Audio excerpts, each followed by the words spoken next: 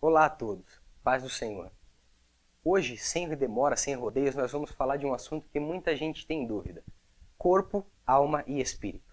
A Bíblia nos dá base para acreditar nisso? Que o ser humano é composto dessas três partes? Sim ou não? Bom, acreditamos que sim e vamos ler alguns textos daqui a pouco junto com você, tá bom? Então vamos lá. De forma simples eu vou explicar e daqui a pouco a gente vai mostrar os textos bíblicos, tá bom? Vamos lá. Primeiro, o ser humano ele é composto de corpo. Olha só. O que é o corpo? O corpo nada mais é do que a matéria, do que o boneco. Quando eu digo boneco, eu quero dizer que uma pessoa quando morre, ela tem o seu corpo inanimado, sem vida, não é verdade? Ela não se mexe, ela não expressa emoções, nem sentimentos, nem nada disso. Ela só é um boneco. Assim como Deus criou Adão lá no Jardim do Éden, apenas um boneco. Então ponha isso na sua cabeça. Corpo é um boneco sem ânimo, sem força. Um boneco que não se mexe, ou seja, parado, estático. Esse é o corpo, o mais fácil de se entender. Depois do corpo nós temos a alma, o ser humano. Todo ser humano possui uma alma. E a alma é onde mora o grande segredo do ser humano. É na alma que mora a vontade, a inteligência e o sentimento do ser humano. Todas as nossas emoções, nossa inteligência e nosso sentimento mora na nossa alma. Se a nossa alma estiver triste, nós vamos demonstrar através do corpo. A alma vai mostrar, vai vir através do corpo e o corpo vai demonstrar a tristeza. Então a alma, a grosso modo, guarde isso. A alma é a pessoa. Você, a sua essência é a alma. O corpo, só o boneco. A alma é você. Então, quando uma pessoa está feliz, através do corpo dela, a alma está feliz, através do corpo, ela demonstra isso. Através de um sorriso, através de um pulo, através de um abraço, através de um salto. Ou seja, a alma transmite ao corpo e o corpo demonstra o que a alma está sentindo. Porém, as emoções, o sentimento e a inteligência vêm da alma para o corpo, porém também vêm ao contrário. Por exemplo, você sabe muito bem que nós somos matéria, então o nosso corpo é um passaporte para viver neste mundo físico que a gente pode pegar. Então, diariamente, nós também temos contatos com as coisas. Por exemplo, nós nos alimentamos com uma boa comida, quando nós sentimos aquele gosto, através dos nossos sentidos do corpo, transmitimos para a nossa alma o que também sentimos. Então, quando nós degustamos algo, através do nosso sentido do paladar, nós mostramos para a nossa alma, através do corpo, o que é isso, que sentimento, que desejo, que gosto que isso tem. Tá? Quando nós também, no dia a dia, tocamos em alguma coisa, sentimos alguma coisa com as nossas mãos, nós estamos mostrando para a nossa alma sentimentos, sentidos através do corpo. Então, o corpo também mostra para a alma algumas coisas. Por quê? Porque a alma ela é imaterial, ou seja, ela não tem matéria, ela não pode pegar.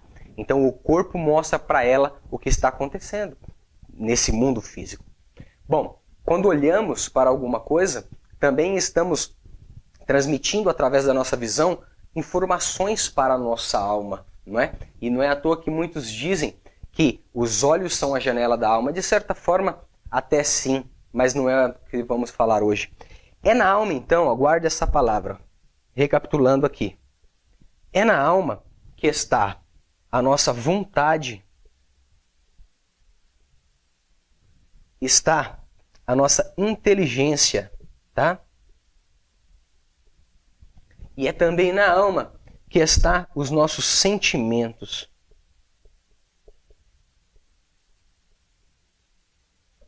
Tá? Bom, falamos basicamente do corpo, da alma, agora vamos falar do espírito. Nós possuímos um espírito humano. Todo ser humano tem um espírito humano. E o que é o espírito humano? Dentre muitas coisas, o espírito humano ele é o fôlego de vida que Deus nos deu. Ele é o fôlego da respiração. Vê só. Esse ar, esse pulmão, esse ar que flui de dentro de nós, isso também de certa forma, é o espírito, é o fôlego da vida que nos faz viver. No entanto, nós vamos ver isso sobre o espírito humano logo no capítulo 2, versículo 7 de Gênesis. Quando Deus ele cria o boneco Adão. Ele criou aqui o boneco Adão. Quando ele cria o boneco se mexia? Claro que não. Mas o que Deus faz? A Bíblia fala que Deus soprou-lhe o fôlego da vida, que veio de Deus. Então, o fôlego da vida vem de Deus para algo material que já estava criado aqui, que o próprio Deus criou, que era o boneco. Então, fôlego mais boneco, uma nova alma. Essa é a lei do fôlego de vida. Essa é a lei da vida. Ou seja, um boneco mais o sopro, que é o espírito que vem sobre o ser humano de Deus, é igual ao nascimento de uma nova alma. Ou seja, nesse momento é gerada uma nova alma. Então, nós vemos que o boneco não se mexia, até que o fôlego veio. Quando o fôlego veio, o boneco tornou-se uma alma vivente. E aí, uma coisa que muita gente fala, a Bíblia nos mostra que temos corpo, alma e espírito, e que eles são diferentes entre si? Bom, antes de continuarmos aqui, vamos rapidamente na Bíblia, em 1 Tessalonicenses, capítulo 5, versículo 23. Olha só o que diz. E o mesmo Deus de paz vos santifique em tudo, e todo o vosso espírito, e alma, e corpo. Então, claramente no texto está fazendo uma distinção. O que é o corpo, o que é a alma e o que é o espírito. Certo? Perfeito. Mas vamos ler também o que o escritor de Hebreus nos deixou em Hebreus, capítulo 4, versículo 12. Olha só o que o escritor deixou para nós. Porque a palavra de Deus é viva e eficaz, e mais penetrante do que qualquer espada de dois gumes, e penetra até a divisão da alma e do espírito, e das juntas e das medulas. O que nós aprendemos aqui com isso? Entre a divisão da alma e do espírito. Então significa dizer que entre a alma e o espírito há uma divisão. E se ela é divisível, você concorda que ela é diferente? Sim ou não? Porque se ela divide a alma e o espírito, significa que são duas coisas diferentes. E juntas e medulas, o corpo.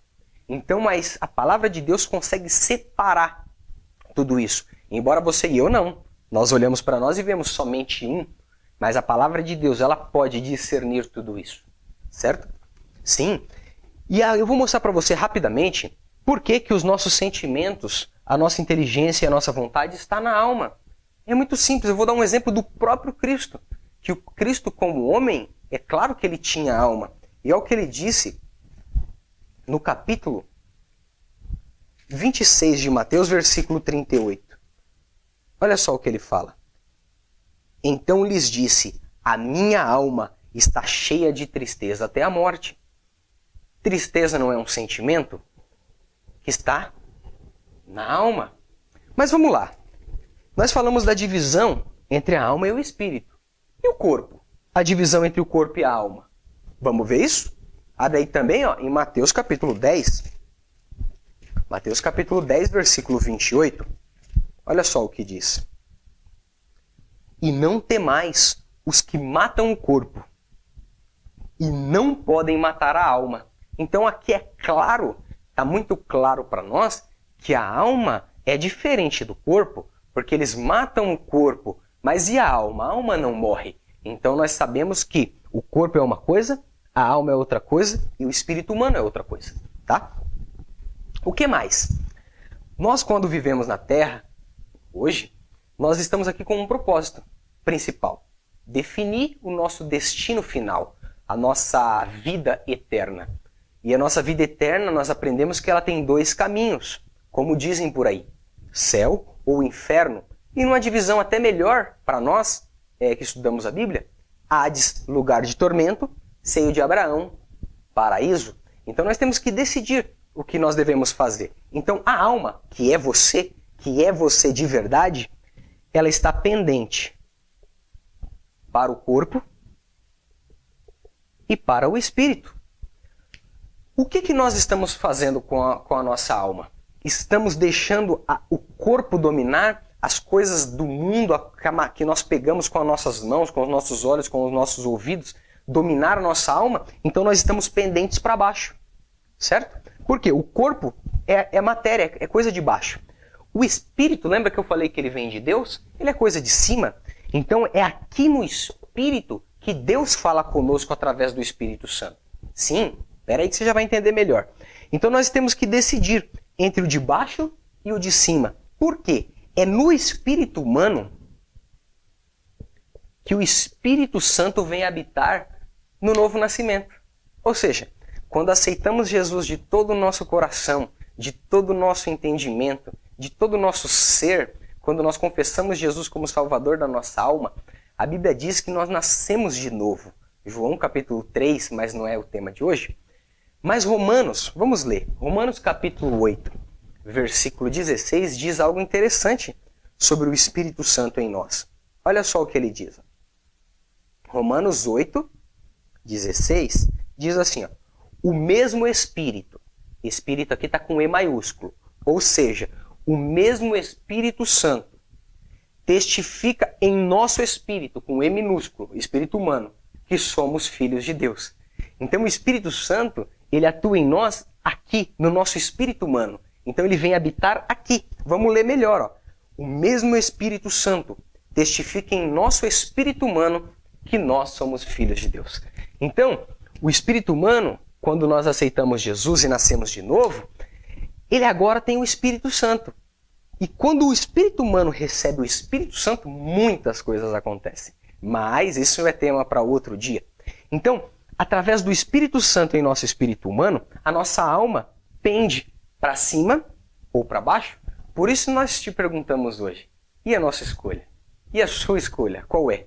Sua alma está pendendo para as coisas do mundo ou está pendendo para as coisas de Deus? A decisão é nossa. Quando nós morremos, a Bíblia diz o seguinte, o corpo, boneco, volta ao pó, não é isso?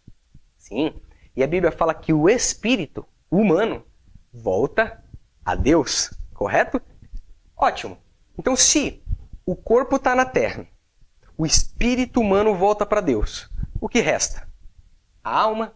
Então, o que a nossa alma faz? O que acontece logo depois da morte com a nossa alma? Aí é que está. A alma no momento da nossa morte, ou ela é levada para o seio de Abraão, tá? Que conhecemos como paraíso, que hoje está na Nova Jerusalém. Nós somos levados até lá, ou somos levados até o Hades, lugar de tormento. Nós podemos ver isso claramente em um texto que Jesus nos deixou, que se encontra em Lucas capítulo 16. Só que eu vou ler aqui, ó, a partir do 22, tá? Lucas 16, 22. E aconteceu que o mendigo morreu e foi levado pelos anjos ao seio de Abraão. Esse mendigo é o Lázaro. E morreu também o rico e foi sepultado. E no Hades ergueu os olhos, estando em tormentos, e viu de longe Abraão e Lázaro, o pobre, no seu seio. E clamando disse, Abraão, meu pai, tem misericórdia de mim e manda Lázaro que molhe na água a ponta do seu dedo e me refresque a língua, porque estou em tormento nesta chama. Disse, porém, Abraão, filho, lembra-te de que recebeste os teus bens em vida, e Lázaro somente males, e agora este é consolado, e tu atormentado. Bom, irmãos, para resumir, no momento da morte do rico e do Lázaro, o rico na sua extravagância e o Lázaro na sua pobreza, que ele era muito pobre. Quando eles morrem, eles vão para dois lugares. O corpo deles não pode ser, porque o corpo deles está na terra, segundo a Bíblia. Não é isso? O espírito não pode ser, porque Eclesiastes 12, versículo 7, fala que o espírito volta a Deus. Então as suas almas tiveram um pré-destino final. Um destino final. Qual é o destino? A alma do rico foi para o Hades, no lugar de tormento, e lá estava atormentado. Mas o pobre, que vivia uma vida com Deus, embora pobre, embora com as suas dificuldades, lembrava-se de Deus. Foi ao seio de Abraão e ficou consolado, ou seja, foi ao paraíso e estava consolado.